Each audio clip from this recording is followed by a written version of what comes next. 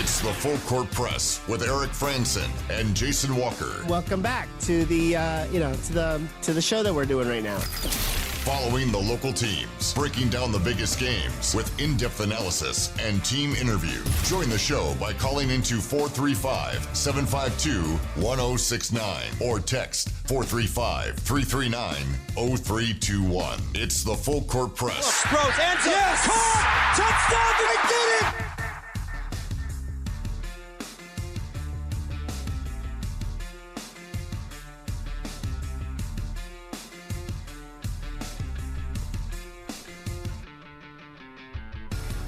Hey, what's going on, everybody? Welcome on into another edition of the Full Court Press, 5 o'clock hour here on 106.9 FM, 1390 AM, streaming on 1069thefan.com and on the 1069 The Fan mobile app.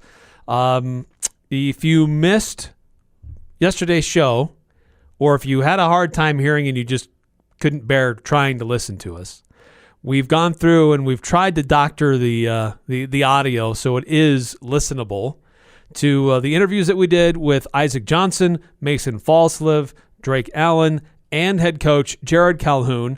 And we've put that on our Full Court Press podcast feed, which you can find at 1069thefan.com or on the 1069 The Fan mobile app.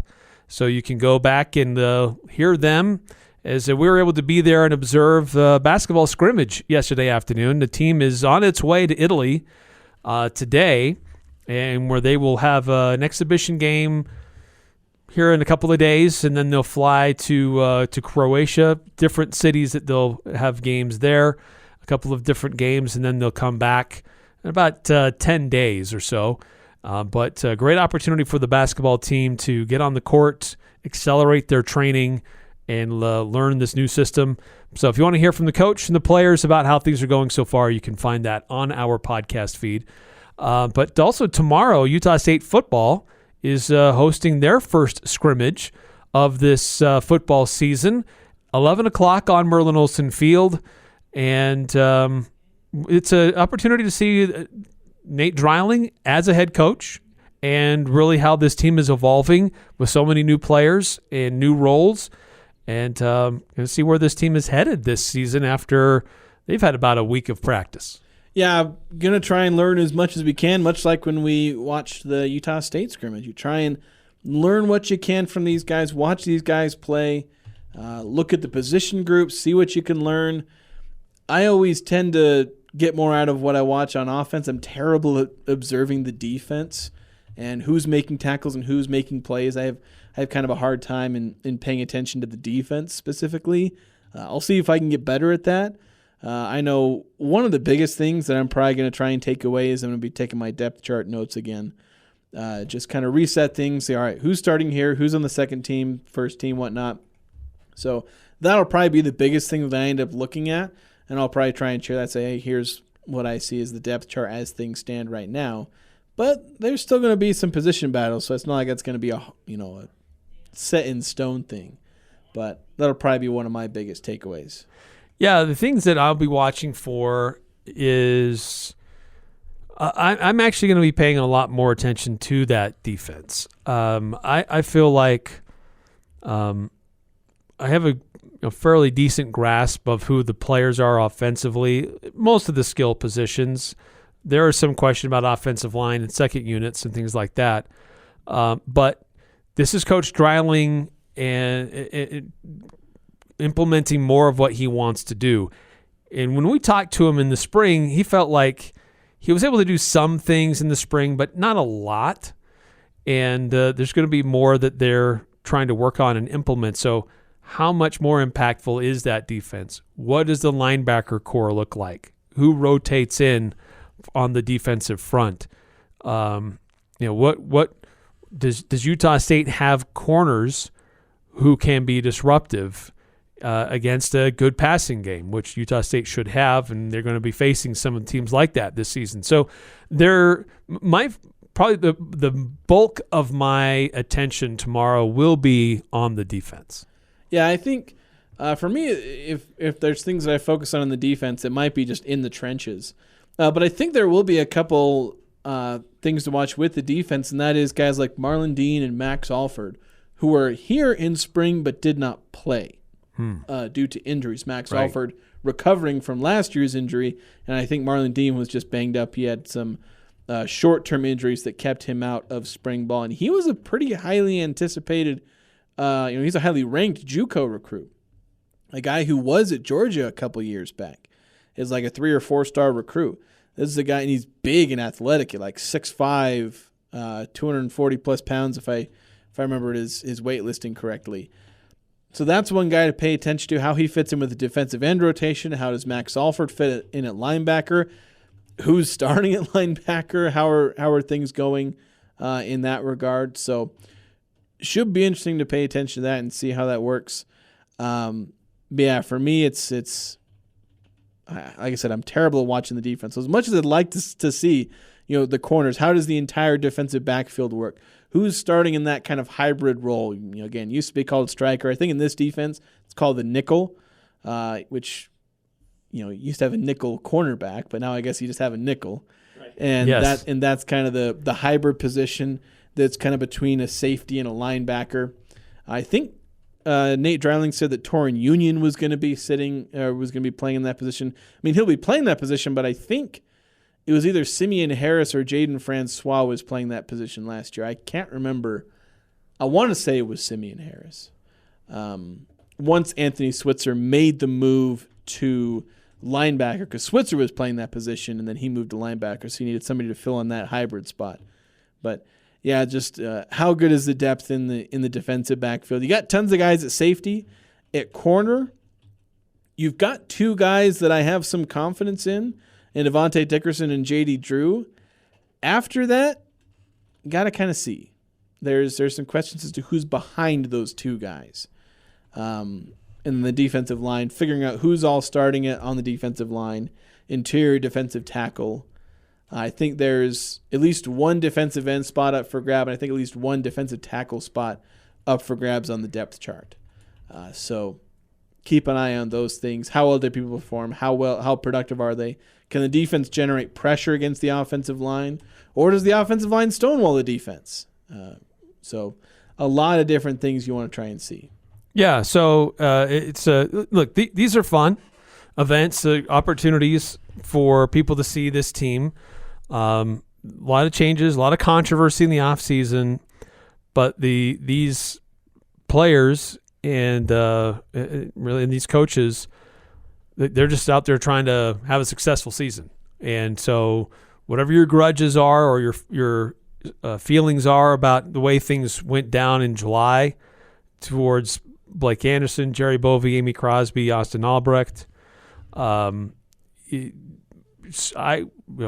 2 cents would be to still come and watch what this team is going to look like, because they're still going to have to go out there and compete and still have to go out there and play. And I think there's reason to be excited and have optimism about this team and how they're coming together. For those who haven't seen Spencer Petras, he's worth coming out to watch and watch him throw, and you'll be able to tell there is a very good reason why he was chosen as QB1, even though there were 2 other returning guys who had significant starting experience as Utah State quarterbacks already on the roster. But he beat both of them out in the spring. Yeah, and I think finding how he works with these other wide receivers. I mean, we know him and Jalen Royals are going to be, that's the number 1 option. He's going to throw a bunch of deep passes to Jalen Royals. That's going to be a big part of Utah State's offense. But figuring out, okay, what's the rest of this passing game like? How does Spencer Petras work with Colby Bowman, Otto Tia, Kyrese White? And who's stepping up? Who's that number 2 receiver, on the outside? You got Jalen Royals as one of the outside wide receivers. You're going to have a second one. You're going to have a slot. Who's fitting into those positions on the as far as wideouts? How do Josh Sturzer and Brock Lane fit into the offense as far as their balance between pass catching and blocking, either pass blocking or run blocking?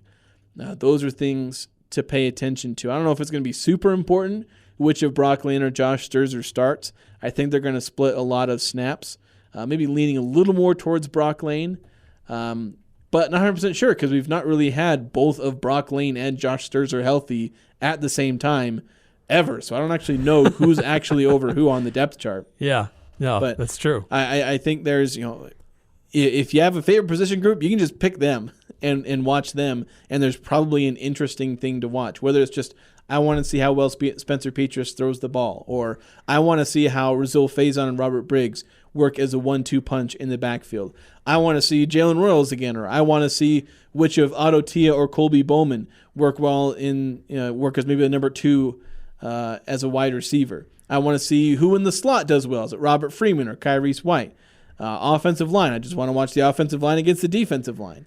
Or linebackers, I want to see who's starting at linebackers. Max Alford looked good coming off an injury. And in the defensive backfield, I want to see what Jordan Vincent and Mike Larson are doing. And, just any position group, there's a story in an intrigue. And it's kind of what makes the scrimmage both wonderful and terrible at the same time, because it's wonderful because you get all of this, but it's terrible because I can't watch it all at the same time. You can only really take it in on film, which we won't have any film of. Utah State will have plenty of that. Yeah, yes, they will. And then that's something Blake Anderson often say is like, I can't really say until I go watch film, which sounds like a cop-out, but it's also true. Yeah, there's some truth to that. Full Court Press text line, if you want to weigh in, things that you're looking for at the Utah State football scrimmage on Saturday. Anything specific that you hope to see or are going to be paying attention to? 435-339-0321. Did get a text from 8577. Why do you think Micah Davis decided to leave USU this close to the season starting, and how much will that hurt the Aggies? Who will step up and replace his production? I'll just tell you he left because somebody enticed him to leave. That's just – there may have been a desire to leave. Maybe some of the fact that Blake Anderson was fired, maybe that helped a little bit. But given that he left, there was a gap between when Blake Anderson was fired and when officially fired, and when Micah Davis left, and he had a landing spot immediately. So this wasn't I decided to leave the portal. It's somebody talked to me and he left. So yeah, that's pretty much how that happened.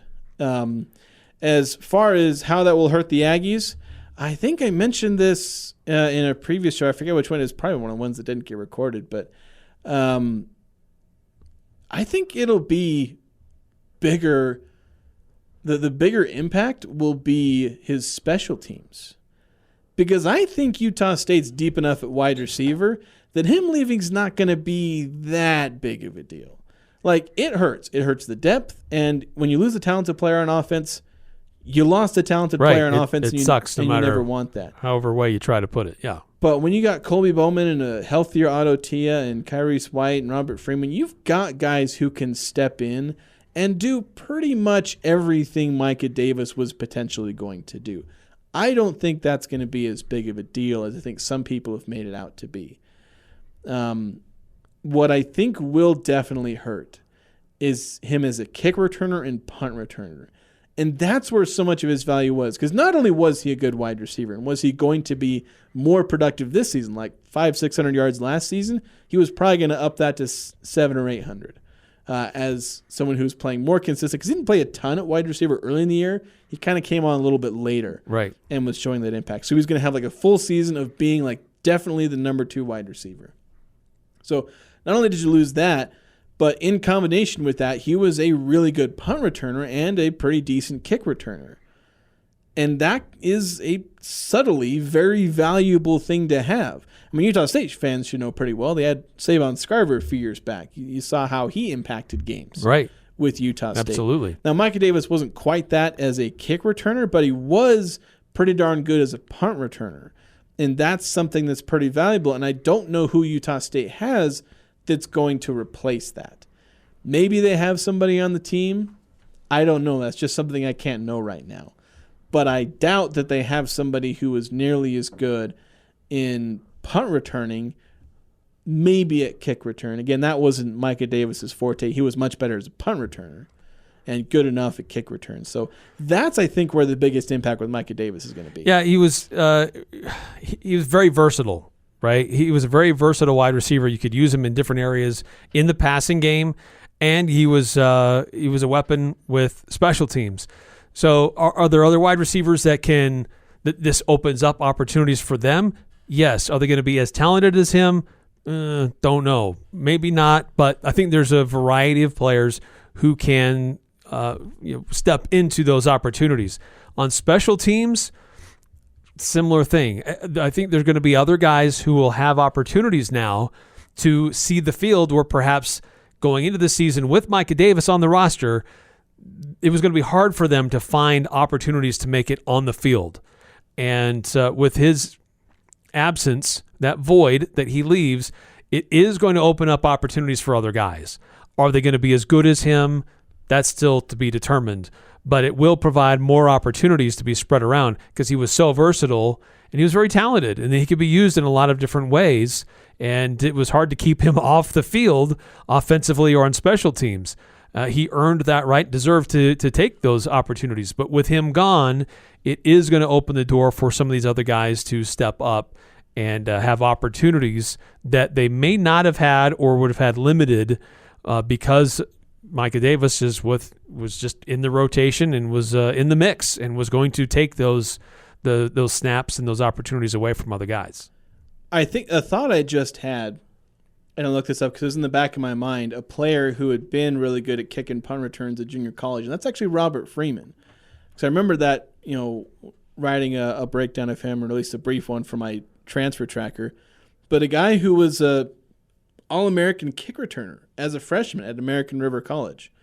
A guy who at American River College, this was I think 2 seasons, his freshman and sophomore year, 39 kickoffs for 1,113 yards and 2 kick return touchdowns, returned 32 punts for 499 yards and 2 other touchdowns. So there you go. Maybe there's some talent there. Maybe that's some the guy options to look for. Again, I just barely had that thought. I probably would have brought it up. Yeah, I mean, Cooper Jones has gone too. Yeah, that's the thing is you had two great punt returners on your team and you lost them both. You lost them both. So there's opportunities because sometimes that role in that case for a return man is given to somebody who maybe has a harder time breaking into the receiving core or the running back because you just got other guys that are more experienced or more talented. Cooper Jones wasn't going to be getting very many handoffs in a regular part of the game. Yeah. But he was good enough and could help the team in a unique, very specialized way in returns. And that gave him on-the-field opportunities. Now he's gone. Micah Davis is gone. Those opportunities are going to fall to somebody else. So that could be something else to kind of watch is who gets rotated into those just to see how they do in those situations. Yeah. My guess would probably be Robert Freeman. But I know Robert Briggs was essentially the number 2 kick return guy. He may still be back there. Maybe he's mixed in with punt returns. Maybe they give him snaps or tries. You might see that they'll be doing they'll practice punting and they'll have multiple guys back there catching punts. So you kind of pay attention to who those guys are. I'd almost be willing to bet money if I was a betting man. And Robert Freeman being one of those.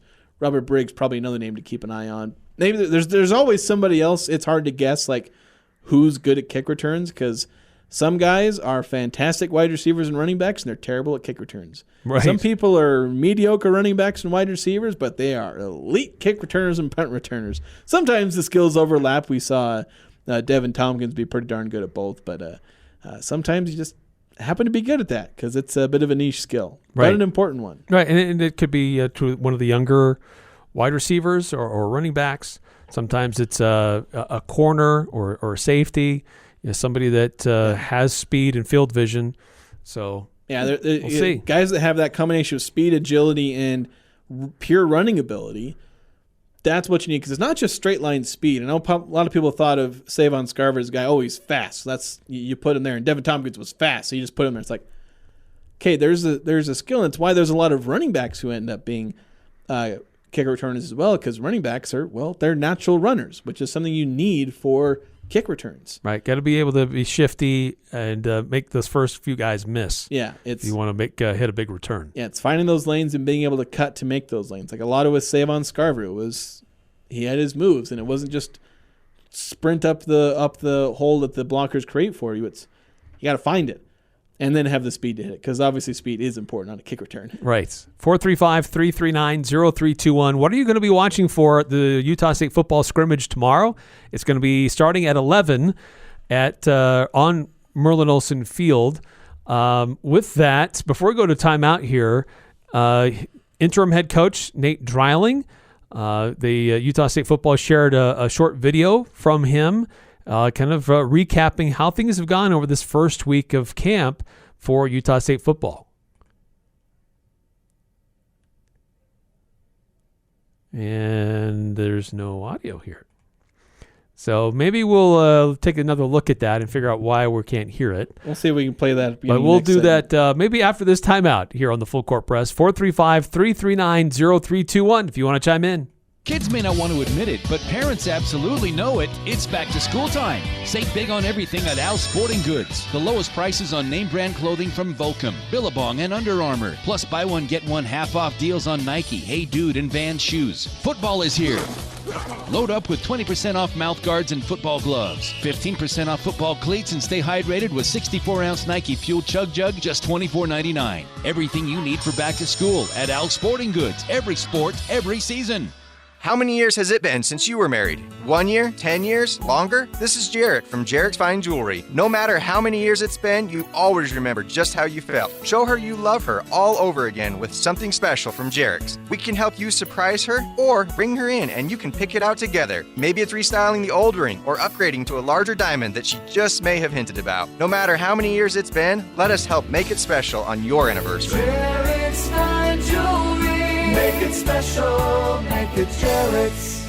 Adams Wealth Advisors tailors your future with expert in-house help. You need a CPA? No problem. Legal help? They can do that. And of course, certified financial planners with years of experience watching over every move. This is Craig Adams. At Adams Wealth Advisors, we are here to help you receive peace of mind whether you've done a lot of planning or a little planning. Count on our team at Adams Wealth Advisors for honesty, professionalism, and integrity. Visit AdamsWealthAdvisors.com or call 752-1702 to schedule a time with an advisor today. Sunday on Compass Media Network's coverage of the NFL. The 2024 season gets underway as the Dallas Cowboys and LA Rams kick off the preseason. Hi, this is Jerry Recco. Join Kevin Ray, Steve Berline, and myself for all the action as Dak Prescott and the Cowboys square off with Matthew Stafford and the Rams. Football is back. It's the Dallas Cowboys and the Los Angeles Rams. If it's the NFL, it's right here. Pregame begins Sunday afternoon at 2 on Sports Talk Radio, 106.9 FM, 1390 AM,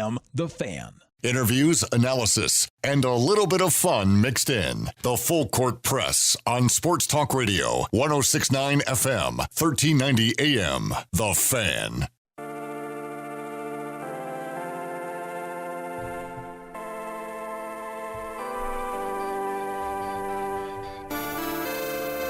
Crystal Vision is a 4-time gold medal winner in the Best of Northern Utah.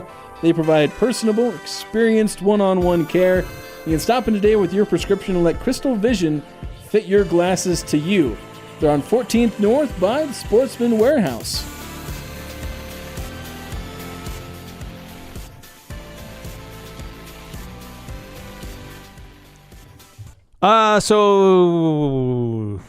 This audio doesn't look like it wants to play. We're cursed, Eric. We are.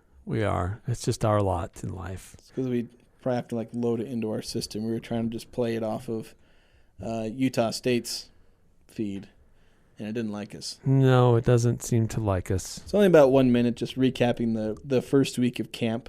They're obviously working on a lot of things, trying to get more things implemented on defense, get the offense in rhythm, just different things like that. And they'll continue to work on that. Tomorrow, obviously, is their first public scrimmage. They've had all closed practices. I guess Eric can probably just go there because nobody cares. Not on purpose. Closed practice? You can't stop me. I don't know how to read. So that's we'll be looking forward to that. Feel free to chime in on the Full Court Press text line. Although, Eric, we got to talk about the Utah Jazz.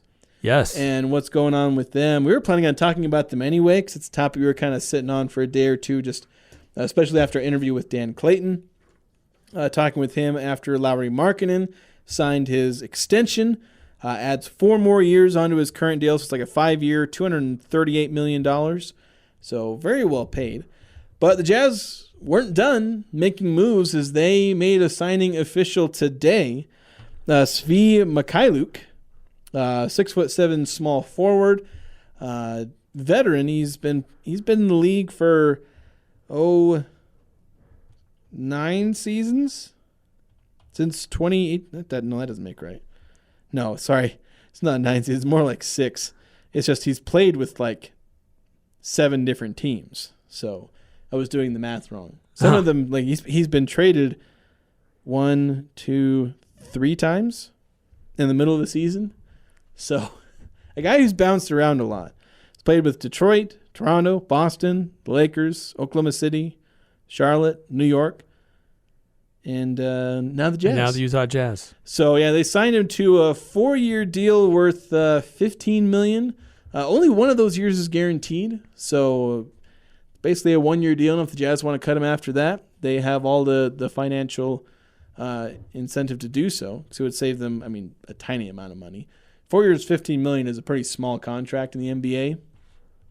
It's a lot of money to us, but yeah, it's basically a veteran minimum kind of a deal. Yeah, it's a guy you're signing to the back end of your roster. He's a guy that's going to be available for you if you need him, and if you don't need him anymore, you can cut him. And it sounds harsh, but that's kind of the way it is. So just give you an idea who he is. He's been a kind of end of the roster guy for most of his career. The times where he's played more, it's been for bad teams. 2019 for Detroit, 2020 for Oklahoma City, things like that. Playing for teams that weren't particularly good. So there were a couple of years where he averaged dang near double-digit points. In fact, for Charlotte in 19 games last season, he averaged 10.6 points. Or 2 years ago, excuse me. Last year with Boston, he played in 41 games, 10 minutes per game in those. Did get 2 starts. Yeah, 2. All right. A whole 2 starts. That's true. Yeah, only about 6 points a game. Barely 1.5 rebounds. Yeah, 1.7. So yeah, he's a guy that can play, but they're not going to prioritize him. They'll probably play Taylor Hendricks over Svi. But somebody with some experience, NBA experience, 36% 3-point shooter, somebody who is an option at the wing on the perimeter. So the Jazz have had some money to spend, and they know they've got a lot of youth on their roster. This brings in, yes, he's a journeyman, but this brings in another experienced guy out of the roster. Yeah, you got to fill the roster. You got to hit the salary floor. So you got to have somebody there, and now they do have more depth on the wing where they were a bit thin. They didn't have a whole lot of like actual small forwards. Like I was going through the roster, I was building all right, if this is the Jazz rotation, and I had like 3 guards and like 2 guys that I could consider like wings, Jordan Clarkson and Cody Williams. And I was like, that's just about it. Like, those are your small forwards, and Jordan Clarkson's probably more of a shooting guard. Oh, very much so. So you actually get somebody there who can play that small forward position. Of course, Bryce Sensabaugh can as well, but I don't know how many minutes he's truly going to get. But you got a guy with a decent amount of experience. You can throw him out there if you need him. If the rookies aren't playing very well and you need to sit them for a minute to let them catch their nerves or something like that. So it's a signing. It's a thing that happened. 6'8", 6'5"'s excited. Rock chalk. What? Is he a former Jayhawk? Lots of exclamation points. Yes. Yeah. From Kansas. That's true. He's drafted in 2018. There you go. All right. Second rounder. That's, the last time they had somebody from the University of Kansas didn't go so well. Hoping for better things. He's probably not going to do much more than Azubuike did. So, but with they haven't made a few of these others like official, but we know Drew Eubanks is coming, and with Svi Mykhailiuk, really they're really filling out the roster here. There really aren't very many other available roster spots available to the Jazz. Yeah, I think there might only be 1 or 2 again because Kyle Filipowski and Drew Eubanks I don't think have been made official. So I think they went up to 12 spots today, and I think they're allowed 15. It's either 14 or 15. You get 12 active, and then I think you get 3 more plus 2A, I think. I suddenly can't remember the roster rules about the NBA suddenly. But they should only have minimal spots left. They may not even fill them at this point because any other signings are just another guy like this where it's, okay, maybe he plays, maybe he doesn't. At that point, you'd just be signing a guy so you can give him a paycheck and keep his NBA dream alive. Because, the more you sign guys, like you're already trying to find spots to put guys like Taylor Hendricks and Cody Williams and Isaiah Collier in the lineup. And even Bryce Sensabaugh. Make sure that Walker Kessler retains a solid rotation spot. Keontae George. Like, you're already trying to make sure you don't push these young players out of their spots for development. So I don't know if it would be really worth it to sign anyone else because, if you do have a bunch of injuries, well, sign someone to a 10-day contract. There's ways to fill in for injuries in an emergency situation that are going to be about as good as signing someone to a vet minimum contract. Yeah, so just reading a report here, with Mykhailiuk, Drew Eubanks, and Kyle Filipowski, if you consider all three of them officially on the roster, even though there's no ink yet, but we expect those things to happen. Papers haven't been signed, but they will be. That will mean Utah has filled 14 of their available 15 spots. Okay. So do they leave that 15th spot open for roster flexibility later in the season, or do they still go out and find somebody? I think they'd probably leave it open because, one, if they trade somebody, they're probably going to trade people out and get, they might go trade one extra out, get pieces two back. in, yeah, potentially. It can always certainly happen, especially if you trade someone like Jordan Clarkson. Although they don't, or especially John Collins, I think actually would probably be the bigger one. If you trade John Collins, you're likely getting 2 or 3 players. You get back. enough roster filler back. Yeah, so it'd be wise to kind of just leave that open because again, you're not really going to get anybody useful. You're not going to find any flyers at this point.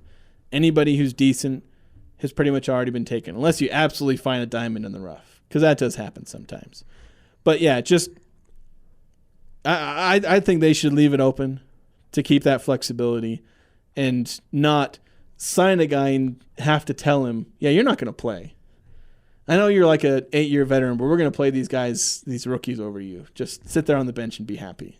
That'd be a hard thing to tell a player. Although, you're adding him to the roster just to be a mentor. Yeah, but I mean, which happens from time to time. But if you did pay me like $1 million to do that, I'd probably say yes. Yeah, but a lot of these guys may have a little more pride than veteran minimum. Give me another year for my retirement plan. Okay, I'll do it. That might not be the worst thing. Yeah, don't have to take on the grind and the wear and tear. Maybe that's appealing to some people, basically their early retirement plan. But yeah, I think and it looks like Taylor Horton-Tucker not in that mix for Utah.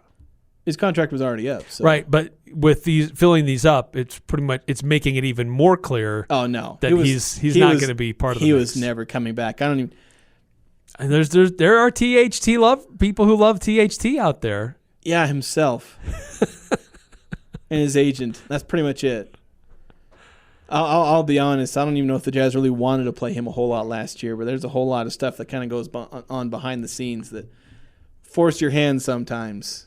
Got to appease some people, agents and whatnot. Right. So, yeah, Taylor Horton-Tucker's not coming back. He never was going to come back. That was over and done with. We haven't heard of him signing with anybody else yet. Yeah, and there's a few other free agents out there still in the wind who haven't signed with teams yet. I mean, as it illustrated, Utah still has one extra roster spot. There's other teams like that out there. So, it will be interesting to follow Utah if they decide to go full 15, if they keep something open with their fall camp, invite some of the guys back that participated with them in the summer who don't have contracts, invite any other people that they didn't get a good look at to see how they integrate, and if someone blows them away, they have that roster flexibility. Or if they just say, you know what, we still want to get these guys under contract, and this is our team, but it's still to be determined for the Utah Jazz. They have a little bit of money left to spend, but not a whole lot. They have plenty of money to spend. Well, I think they're still under the cap. They're under the cap, yes. But granted, it's not easy to go over the cap by just signing a two-way player. Yeah, that's true. Or by signing a player, Or sorry. I'm looking up two-way player. That's why I thought of two-way. A lower salaried player. I'm trying to double-check if Darius Brown or Taylor Funk have signed two. Again, I heard the rumor that Taylor Funk was going to sign a two-way with the Wizards, but nothing's been official yet. I keep watching the transaction page, and nothing yet. But anyway, but with that signing, I mean, you can start to figure out, or maybe not entirely, but you can start to at least play with the ideas of what might those roster lineups look like for the Utah Jazz, with the roster mostly full and intact now.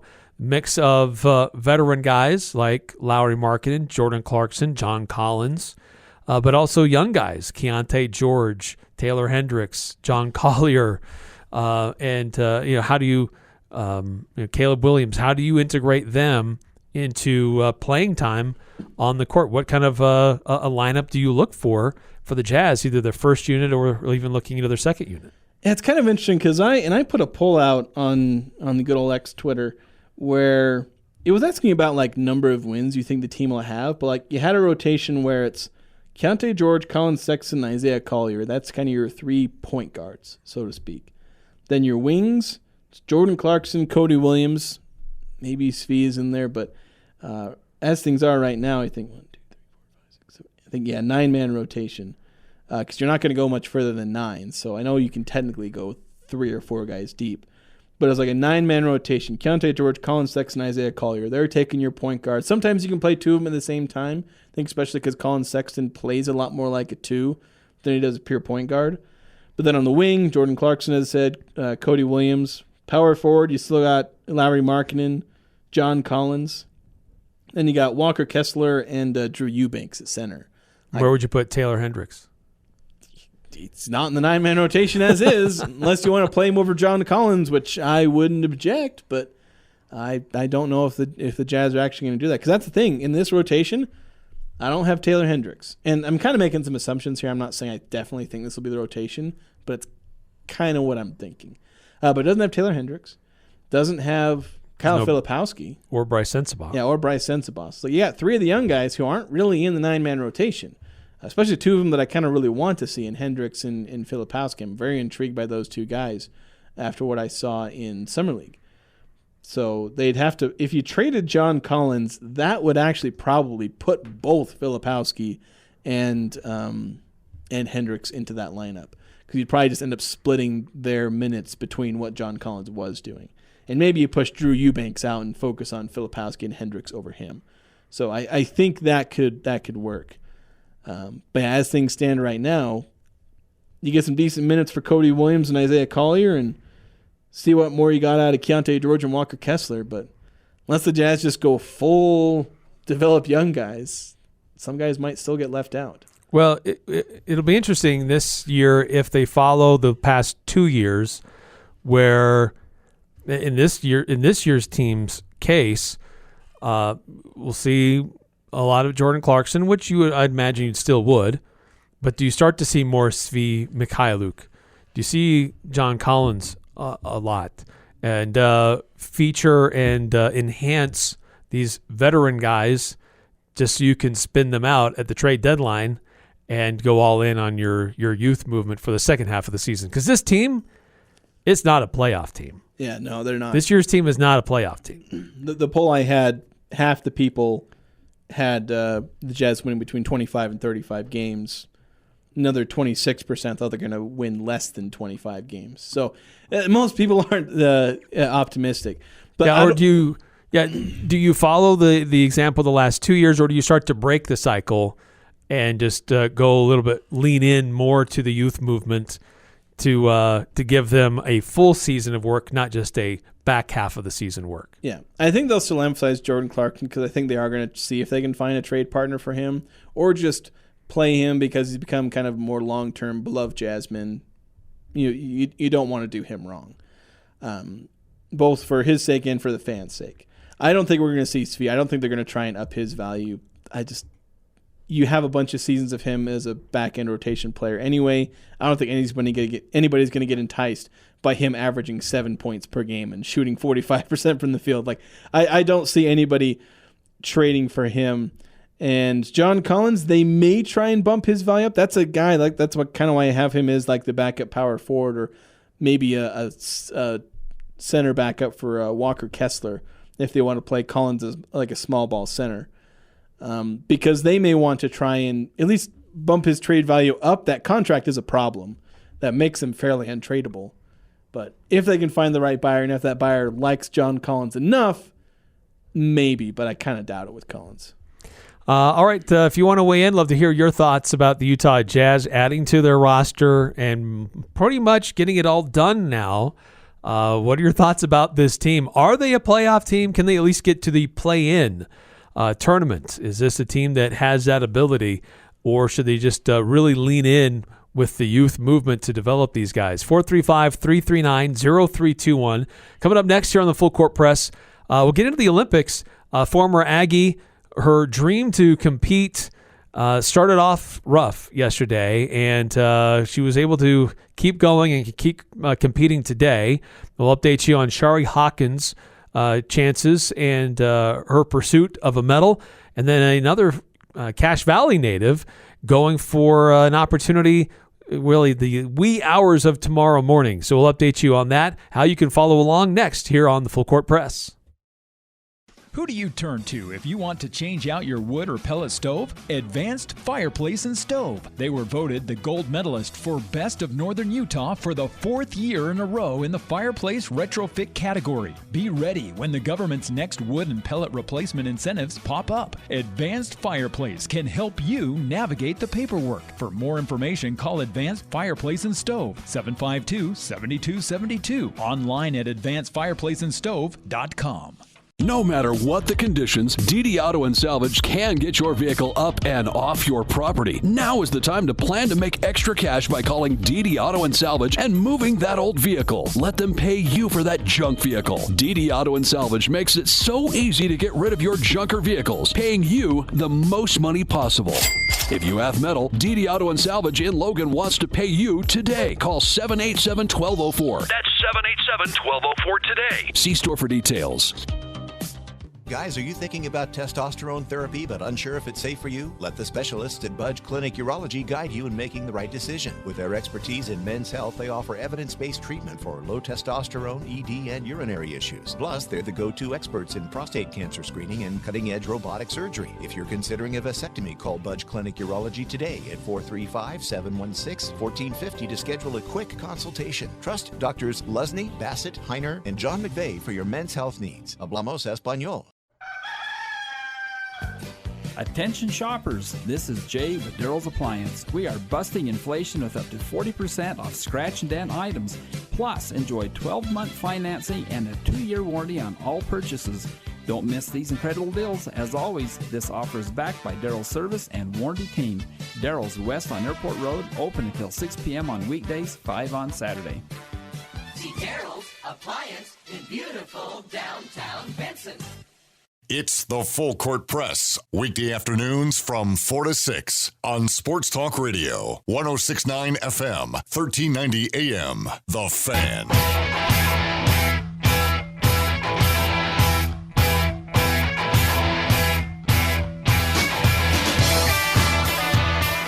Welcome back to the Full Court Press. Hey, before we talk about the Olympics, did you see the Utah Jazz have like a feature-length documentary that they're releasing?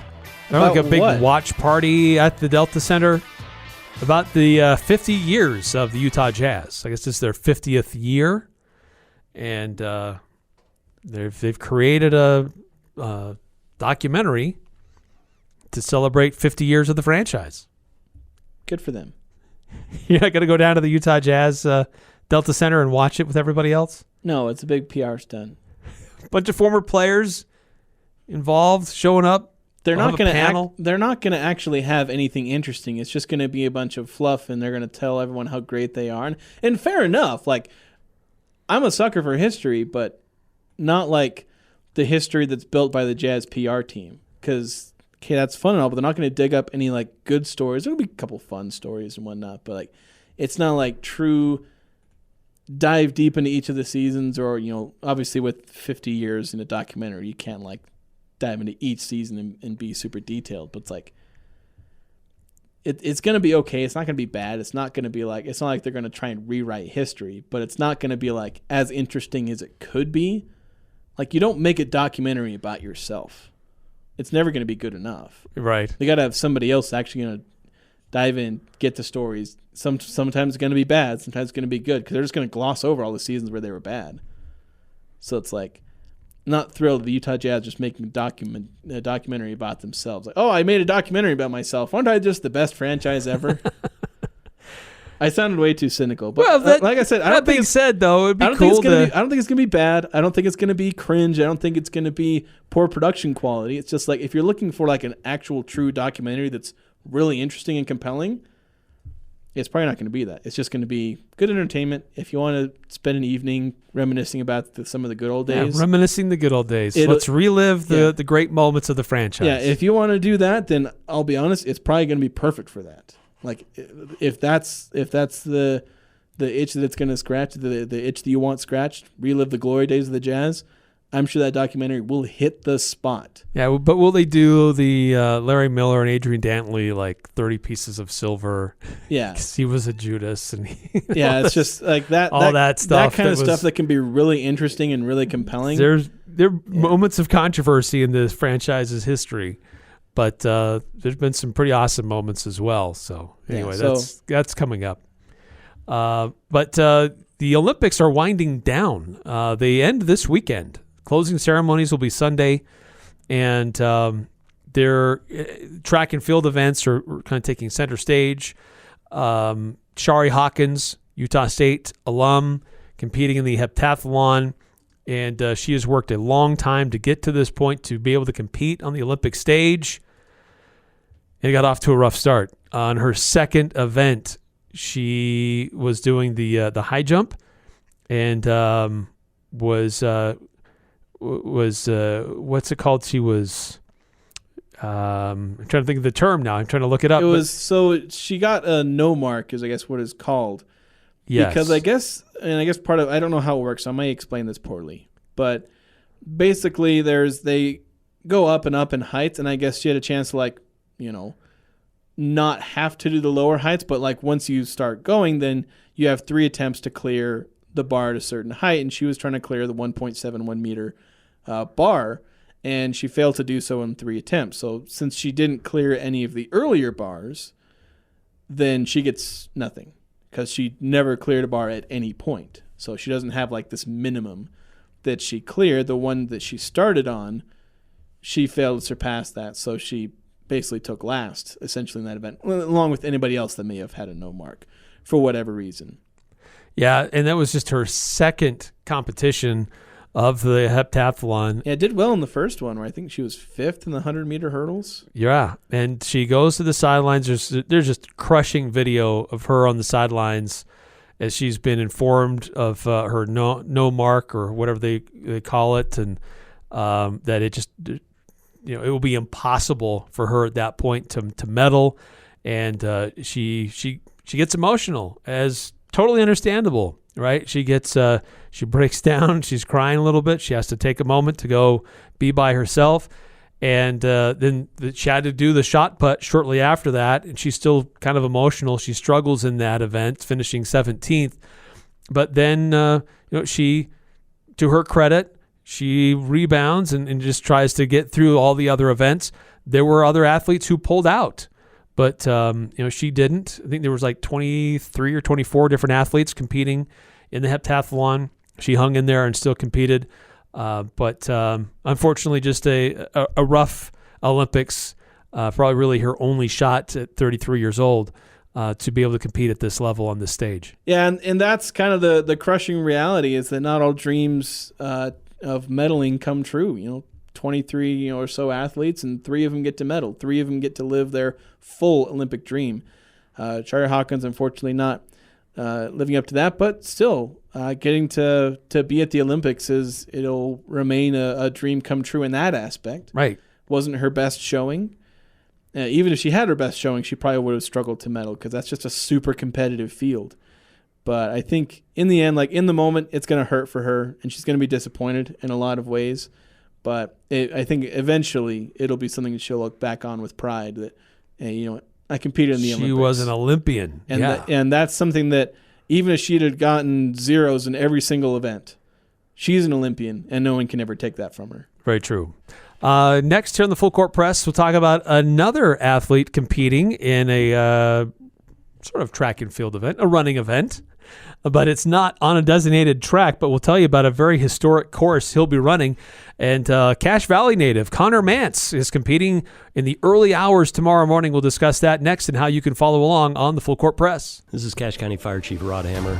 Due to current and predicted weather conditions coupled with extremely dry vegetation in northern Utah, the state forester has determined that measures must be taken to prevent the ignition of forest and rangeland fires. The following acts are prohibited in unincorporated private and state lands. First, no open fires of any kind except within established public facilities, in improved campgrounds, picnic areas, or in permanently constructed fire pits at private homes where running water is present. Second, no smoking except within an enclosed vehicle, trailer, or building, a developed recreation site, or while stopped in an area that is paved or free from dry vegetation. Third, no discharging or using any fireworks, tracer ammunition, or other pyrotechnic devices, including exploding targets. Fourth, no cutting, welding, or grinding metal in areas of dry vegetation. And fifth, no operating a motorcycle, chainsaw, ATV, or other small internal combustion engine without an approved and working spark arrestor. Please help us by doing your part to prevent costly and dangerous wildfires.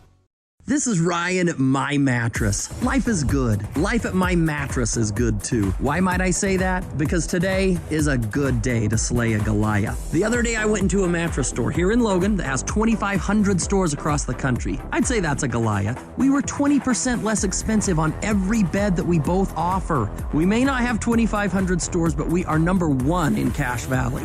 Better product and better prices. Isn't it time to sleep exceptionally? Only at My Mattress. Cache Valley Ear, Nose, and Throat and the Allergy Clinic now have an office located inside the Miller Medical Building in Tremonton. An additional office open every Friday. Cache Valley Ear, Nose, and Throat is the 2024 Best of Northern Utah Gold winner for ear, nose, and throat medical offices and is now located in North Logan, Providence, and Tremonton. Schedule your appointment for an office near you. Go to CacheValleyENT.com. That's CacheValleyENT.com for details. Most insurance products, including SelectMed, are accepted. Experience Barrel and Stave on Federal Avenue, where good food, good drinks, and good people meet, using local ingredients to create the most delicious taste possible. Barrel and Stave is a cozy cocktail bar offering a large selection of wines, whiskeys, and cocktails, along with an amazing selection of bar bites and weekly chef specials, guaranteed to tantalize your taste buds. With handmade pasta nights every Tuesday and Thursdays that offer $2 off drafts. Come see what you've been missing. Barrel and Stave, Tuesday through Saturday evenings on Federal Avenue in Logan. Breaking down the biggest games with in-depth analysis and team interviews. It's the Full Court Press with Eric Frandsen and Jason Walker.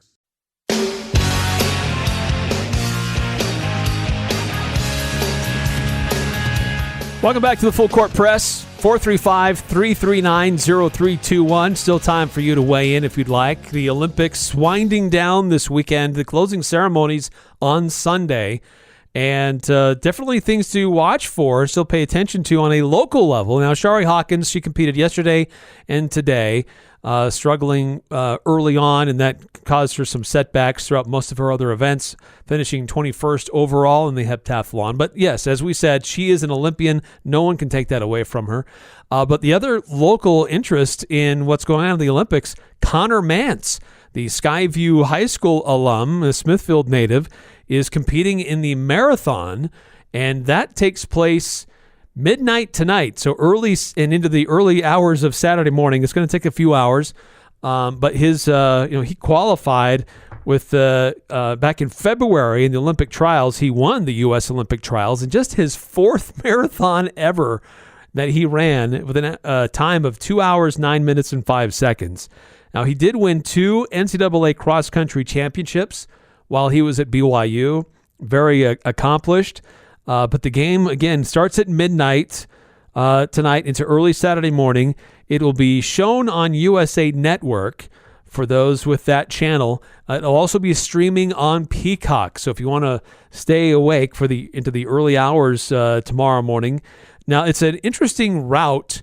It mirrors some famous march of women in like the late 1700s. I forget some of the details there, but it is going to be passing some very significant and historic landmarks along the way. It'll pass the Louvre. It'll go past the tomb of Napoleon, the Eiffel Tower, and several other significant Parisian landmarks.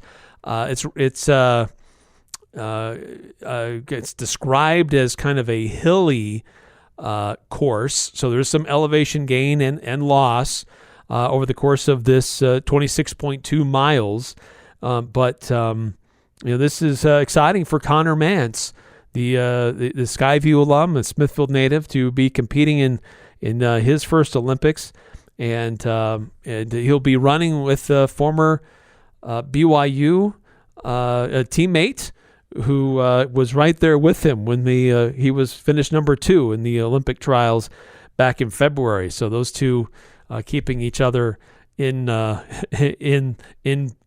pace to try to medal at the men's marathon early in the hours tomorrow morning, our local time. So the marathon begins in the early morning hours in Paris.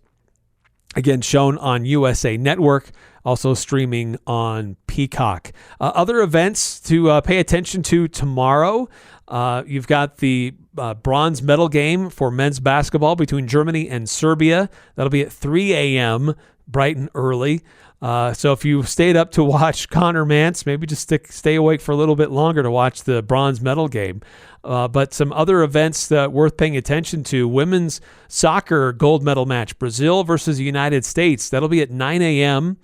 And then the game between USA and France for the men's basketball gold medal game, that'll be taking place at 1:30 in the afternoon on Saturday. So you can go to the USU football scrimmage, enjoy your time there watching them play on Merlin Olsen Field. Then you can get home, grab a bite to eat, and then watch the Team USA take on France in the gold medal game for basketball.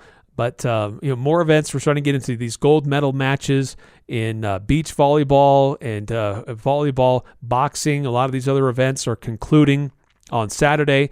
There will be more events taking place on Sunday with the women's basketball championship, women's volleyball, a gold medal game, I should say, will also be taking place. That'll be Sunday at 5 a.m., United States versus Italy.